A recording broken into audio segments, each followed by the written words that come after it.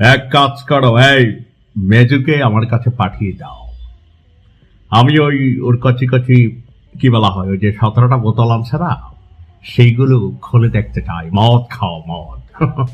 তোমরা আর কি দেখবা? কি এই গরিব মেজুকে কে ছেড়ে দিয়েছে তোমরা? সুন্দরী কচি কচি তারড়ি দেখলে তোমরা ছেড়ে দাও। আমার এক পোটলা গান জানিয়া গরিব ছোট লোকরা যখন ধরা খায় জেলে ঢুকিয়ে দাও। জানতে চাই পেছনে কে? বিয়ে হয়ে গেছে কিন্তু। আশ্চর্য বিষয় ভাই, হ্যাঁ, সব প্যানেল। ভাবা যায় 14 বোতল অবৈধ মদ সহ আমাদের ফিল্ম ইন্ডাস্ট্রির হিট অ্যান্ড ফিট নায়িকা যিনি মেহজাবিন, কি ভদ্র! আরে ভদ্র ভদ্র সে আদায়া। এক চামচ দই খাই, ডান হাতে খাচ্ছি, বিসমিল্লাহ। দইটা ভালো। তো আমরা দই খাই, তারা মদ খায়। মজার বিষয় হচ্ছে, বিমানবন্দরে আটক হবার পর মেহজাবিন রহস্যজনক ভাবে মুক্তি পেয়েছে। কি দিয়েছে? কি এই খেলাটা কোথায় সেই লেভেলে হচ্ছে। বিদেশ থেকে অবৈধভাবে আনার সময় 14 বোতল মদসহ ধরা পড়েছিলেন দেশের জনপ্রিয় অভিনেত্রী মেহজাবিন চৌধুরী। শুধু মেহজাবিনই নন, এ সময় তার সঙ্গে ছিলেন তার স্বামী, পরিচালক ও প্রযোজক আদনান আল রাজীব এবং চলচ্চিত্র পরিচালক শঙ্খ দাশগুপ্ত।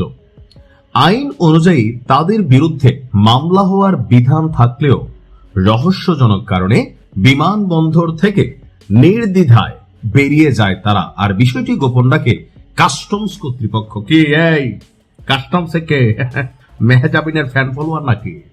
ভাই বেরি হইলে একটা সুবিধা আছে, ভাইয়া ভাইয়া বললা টল্লা আসলে কিন্তু বের হয়ে গেছে। আপনি দেখেন কি বলবেন, এই হচ্ছে আমাদের পরিবর্তিত বাংলাদেশের দৃশ্যপট। গত আগস্টে ঘটনা কিন্তু অনেক আগের, দেখেন এতদিন পরে বের হয়েছে। গত আগস্টে ডক্টর ইউনূস সরকারের সময় শাহজালাল আন্তর্জাতিক বিমানবন্দরে এই ঘটনাটি ঘটে।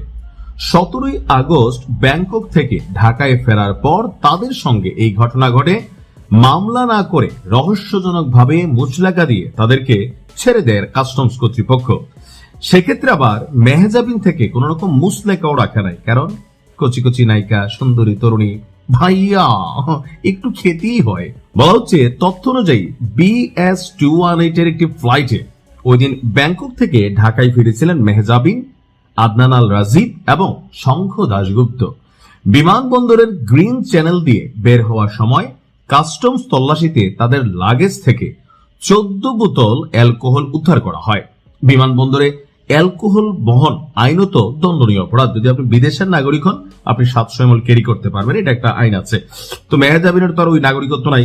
এখন বিমানবন্দর থেকে মাদকদ্রব্য নিয়ন্ত্রণ আইন অনুযায়ী বিদেশি নাগরিকরা কিন্তু বাংলাদেশি পাসপোর্টধারীদের জন্য এটা অ্যালাউড না। তো উচ্চতর কর্মকর্তারা বলছে যে 2018 কাস্টমস আইন 2023 অনুযায়ী অনুমোদন ছাড়া অ্যালকোহল বহন এবং আমদানি নিষিদ্ধ।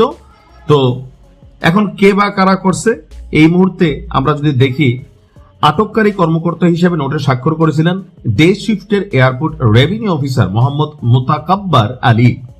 নোটের রসিদ নং DCHDE 2025081520।